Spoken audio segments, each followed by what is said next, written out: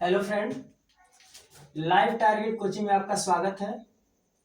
और आज हम बात करेंगे पॉलिटेक्निक का जो है ये चैप्टर नंबर 3 है, किताब में देखेंगे तो ठीक है।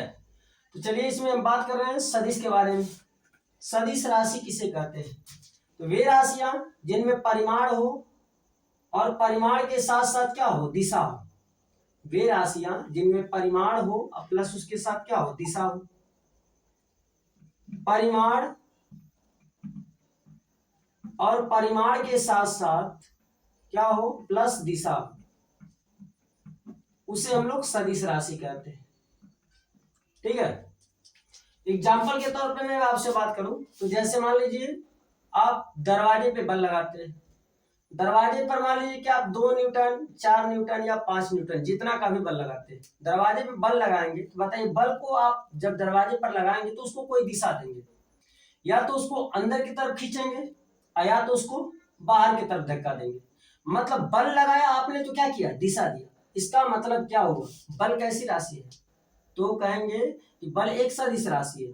जैसे आपने 5 न्यूटन बल दिया तो 5 न्यूटन तो परिमाण हो गया, और उसको आगे या पीछे मतलब अपने तरफ या बाहर की तरफ आपने धक्का दिया तो वो क्या हो गया, दिशा हो गया। इसका मतलब बल कैसी राशि है, सदिश है।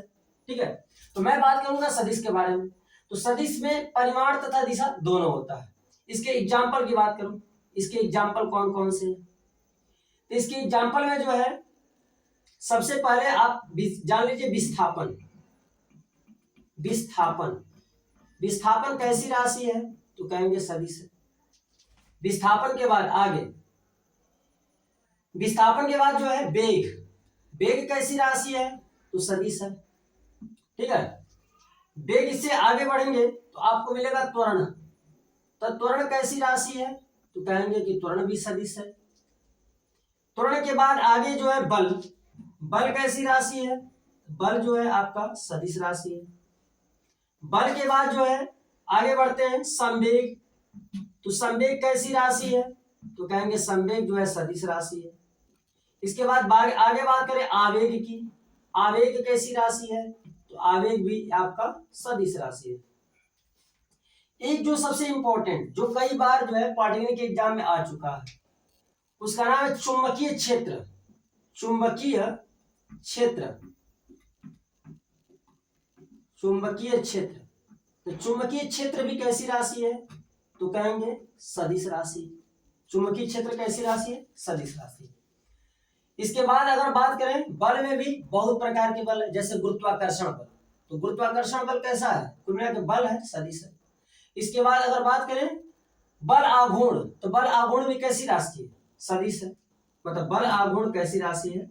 बल आघूर्ण जो है एक सदिश राशि है। बल आघूर्ण जो है, आघूर्ण कैसी राशि है? सदिश राशि। तो ये मैंने कुछ सदिश के बारे में बताया, जिसमें से आपका चुंबकीय क्षेत्र जो है कई बार पेपर में पूछ चुका है। तो सदिश राशि में ध्यान रखेंगे कि चुंबकीय क्षेत्र आपका सदिश राशि है। अब चलिए सदिश में कुछ और बात कर लेते हैं। ठीक है। सदिश में जो है कुछ और बातें कर लेते हैं। जैसे मान लीजिए सदिश में अगर बात करें तो एक होता है शून्य सदिश। शून्य सदिश, ये शून्य सदिश से भी पहले एक पॉइंट और कर ले आपसे, कि जो सदिश होता है उसको तीर द्वारा प्रदर्शित करते हैं। सदिश को किससे प्रदर्शित करते हैं? तीर से।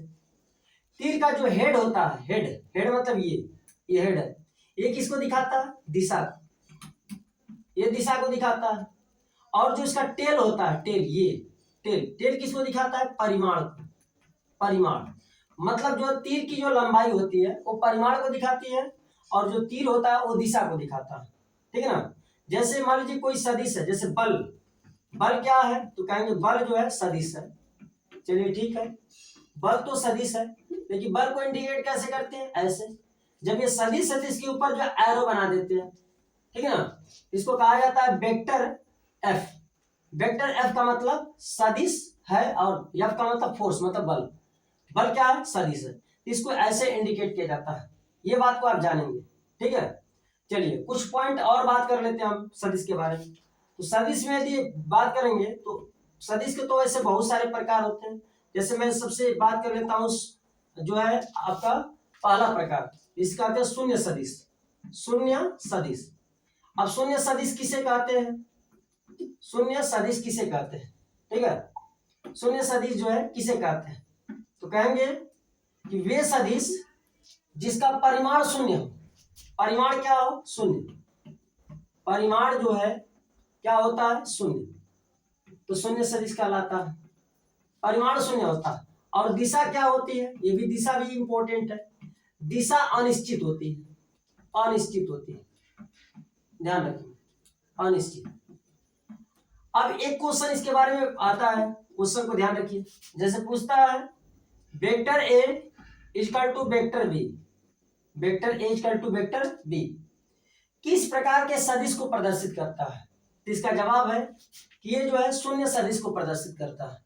ध्यान रखिएगा, vector A equal to vector B किस प्रकार के सदिश को प्रदर्शित करता है? तो शून्य सदिश। इसको याद करके ऐसे भी आप लिख सकते हैं, वेक्टर ए, ध्यान रखेंगे, vector A minus vector B equal to 0। Vector A, आपको कुछ समझ में नहीं आ रहा क्यों नहीं काम कर रहा है, ठीक है? तो vector A minus vector B equal to 0 इस शून्य सदिश का है, ठीक है ना? तो इतना क्वेश्चन याद रखिएगा।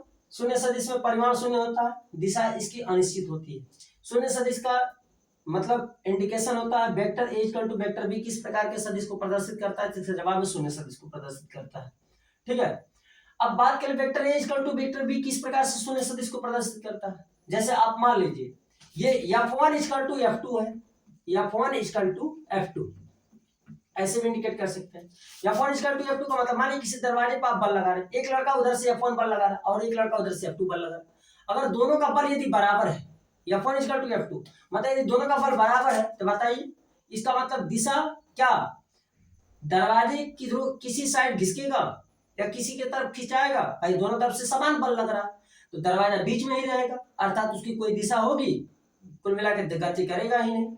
दरवाजा जब दोनों तरफ से बल बराबर लगेगा तो दरवाजा गति करेगा नहीं, और जब दोनों तरफ से बल बराबर लगेगा दरवाजा गति करेगा नहीं, तो इसका मतलब उसका दिशा क्या हुआ? तो अनिश्चित ने कहा जाएगा, उसकी कोई दिशा हो सकती है नहीं। ये शून्य सदिश के बारे में मैंने बताया।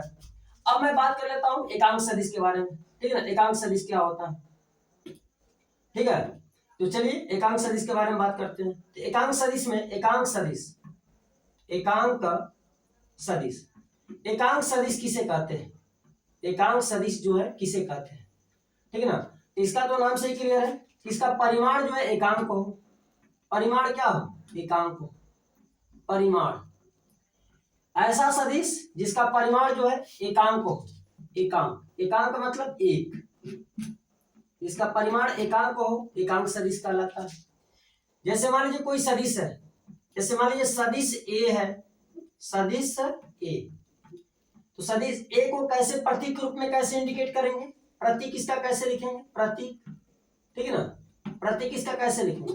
तो ए के ऊपर वेक्टर बना देंगे, क्योंकि सदिश ए किसी को पढ़ते सदिश ए कहिए या इसको भी कहेंगे वेक्टर ए या सदिश ए।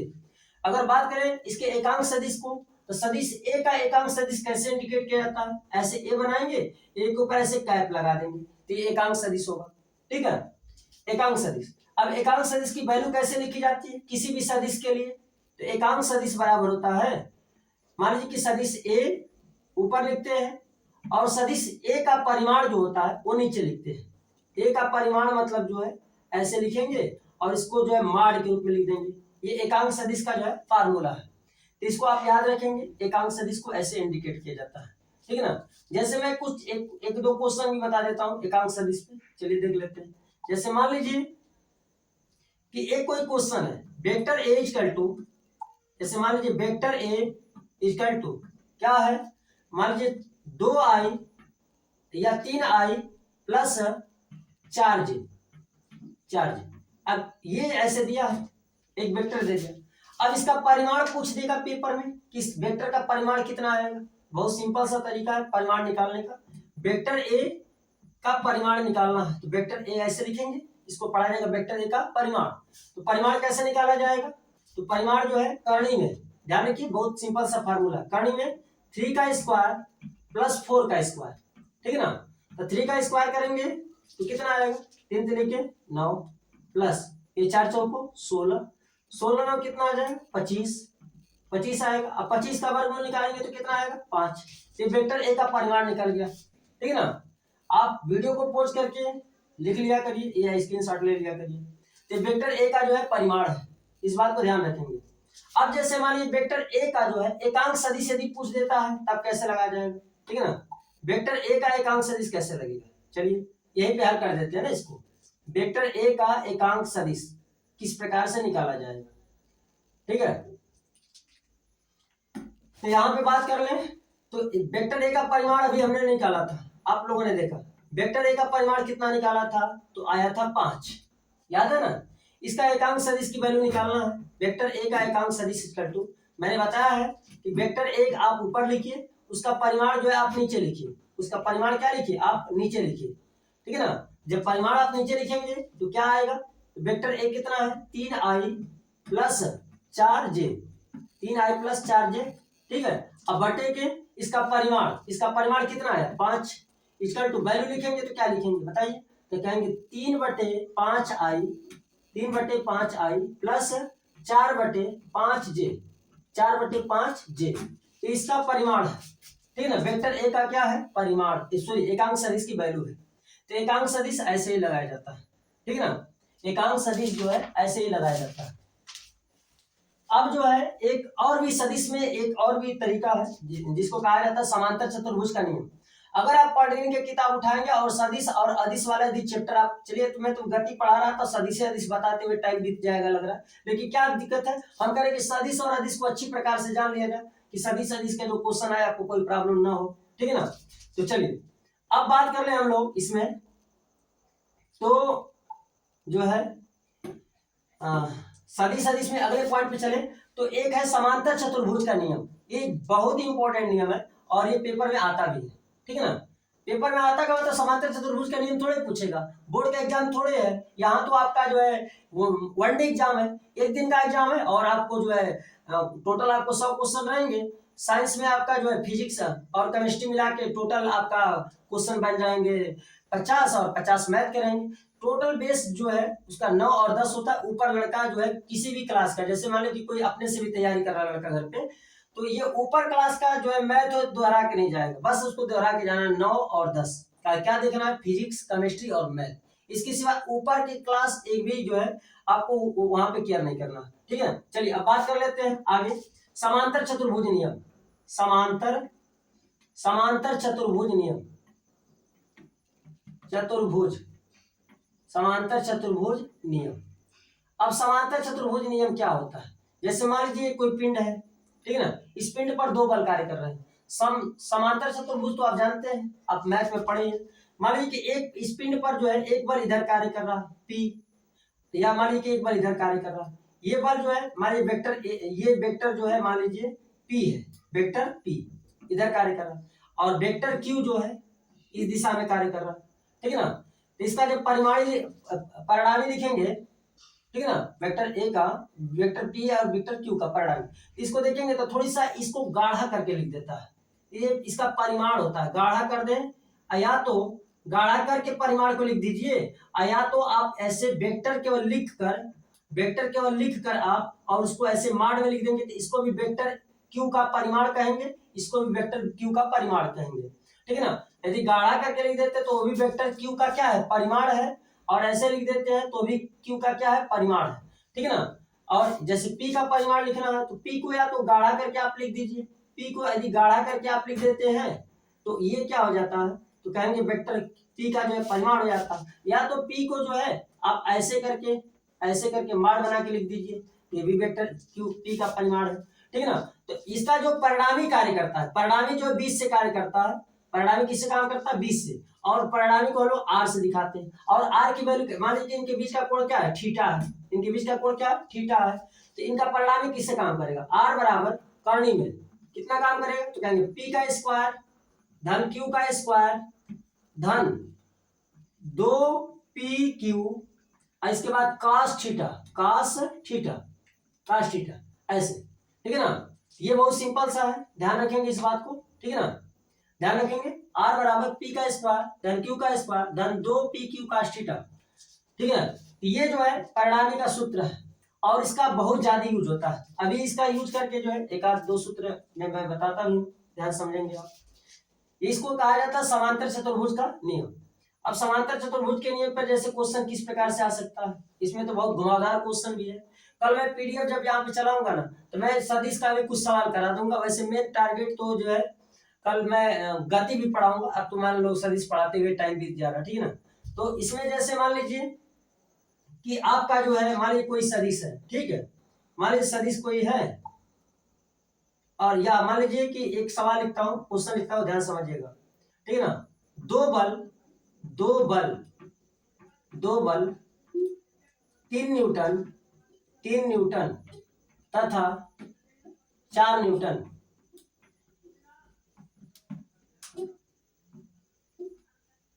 के, दो बल 3 न्यूटन तथा 4 न्यूटन के एक दूसरे से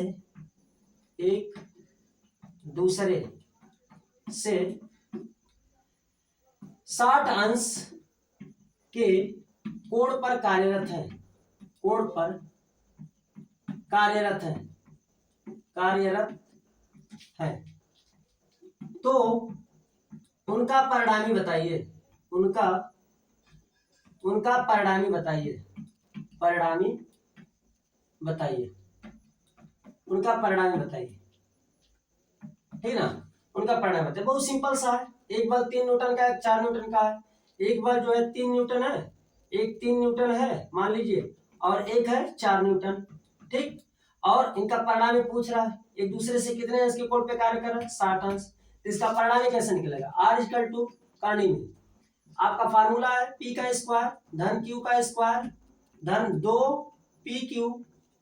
PQ और cos थीटा इस पर रखेंगे हम लोग, ठीक है ना। करनी में 2 मतलब कि यहाँ पे 3 का स्क्वायर धन 4 का स्क्वायर कर देंगे और प्लस जो है कर देंगे हम लोग 2 गुणे 3 गुणे 4 और कास हो जाएगा कास 60, ठीक है ना।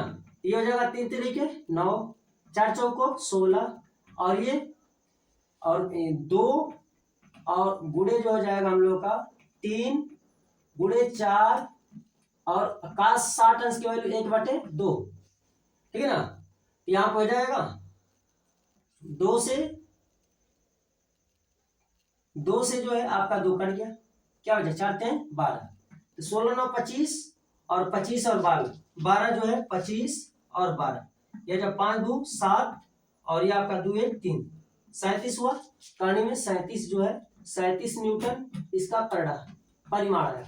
16 9 25 और 25 और ये 4 3 12, 25 और 12 जो है 37। इस तरीके से इस सवाल को हल किया जाएगा। बहुत ही नॉर्मल सवाल है, ये तो बहुत नॉर्मल सवाल है, लेकिन इससे बहुत कठिन भी सवाल होते हैं, ठीक है। लेकिन कल एक एक सवाल जो है सदिश का भी लाऊंगा और उसके बारे में बताऊंगा, ठीक है। ये समांतर चतुर्भुज का नियम होता है। समांतर चतुर्भुज में एक तरीका और सीख लेते हैं, ठीक है।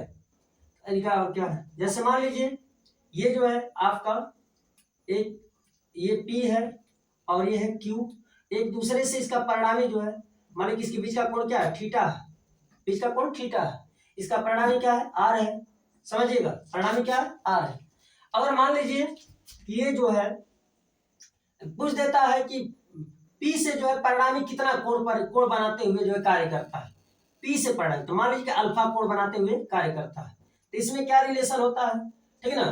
तो लिखा जाता है मतलब P से कोण पूछ रहा है कि P से कितना कोण पे R कार्य कर रहा है, तो इसका अपोजिट वाला लेके चला जाता है। मतलब tan अल्फा बराबर सूत्र में जैसे कह देगा परिणामी जो है, परिणामी मतलब R, परिणामी जो है P से कितना कोण पे कार्य करता है, तो मैंने कर दिया अल्फा कोण पे कार्य करता है। इसमें रिलेशन क्या होता है, तो tan अल्फा बराबर होता है P, अब P के साथ लेंगे sin theta, P sin theta. देखिए सॉरी यहाँ पे P के साथ क्या आएगा ना, P से कितना कोण बनाता है तो Q को लेके चलेंगे, तो Q हो जाएगा Q sin थीटा बटे ये हो जाएगा P प्लस Q, ये हो जाएगा cos theta, Q cos theta. तो इस तरीके से जो है, इस तरीके से आपका ये रिलेशन ये भी है, इस सूत्र का भी यूज किया जाएगा सवाल लगाने में। तो मैंने जो है सदिश का जो महत्वपूर्ण चीजें हैं उस चीज को मैंने बता दिया। एक थोड़ी सा सदिशों का वियोजन भी सीख लेते हैं, ठीक है ना। आपको समझ आया ना ये कैसे लिखा जाएगा। ये पूरा कोण थीटा है, बोल देगा परिणामी जो है सदिश पी से अल्फा कोण बनाते हुए कार्य करता है, तो टेन अल्फा बराबर क्या होगा, तो टेन अल्फा बराबर पी का यहाँ जैसे पी के साथ कहेगा तो इसके विपरीत वाला लेके चलेंगे क्यू, तो क्यू साइन थीटा और फिर पी प्लस और इसके बाद क्यू कास थीटा, इस प्रकार से लेके चला जाएगा, ठीक है ना। और विशेष तौर पे जो है मैं बता दूं, कल साइन कास टेन का भी वैल्यू बता दूंगा मैं कि साइन कास टेन का वैल्यू क्या होगा, क्योंकि यहाँ पे साइन कास टेन के वैल्यू का यूज होगा बहुत ज्यादा, ठीक है ना। थोड़ी सा मैं एक टॉपिक और बता दूं आपको और इसके बाद जो है आज का पढ़ाई समाप्त करते हैं, ठीक है ना। एक टॉपिक और, सदिशों का वियोजन। जैसे मान लीजिए कोई सदिश है, ठीक है, मान लीजिए कोई सदिश है, अब नहीं ये सदिश कोई है, मान लीजिए ए है, ठीक है ना, ए है। अब ये मान परिणामी है ए, इसका वियोजन करना होगा एक्स अक्ष में करेंगे और वाई अक्ष में करेंगे, एक्स अक्ष और वाई अक्ष, ठीक है ना। तो एक्स अक्ष में इसका वियोजन क्या होगा, ठीक है, तो ध्यान रखिए।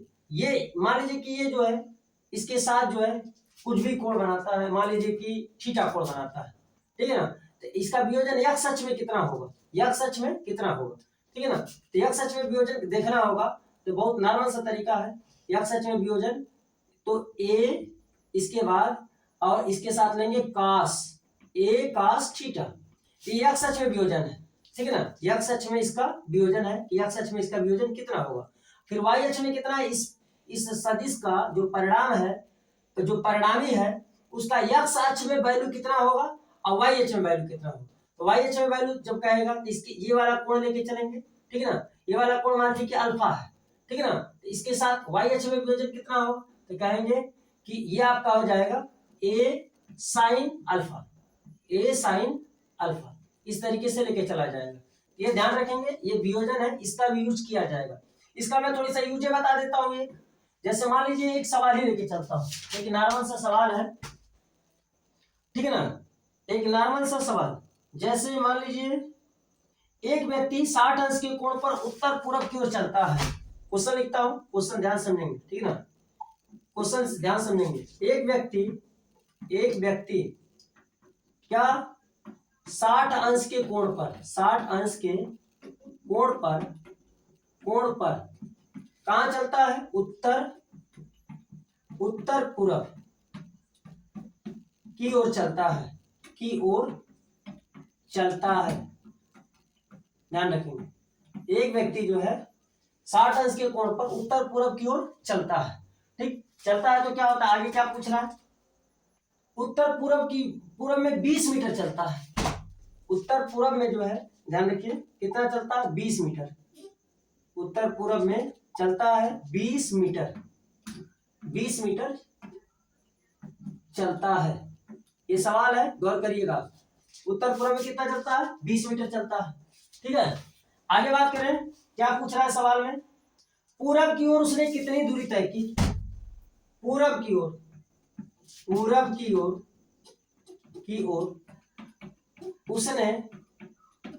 उसने कितनी दूरी तय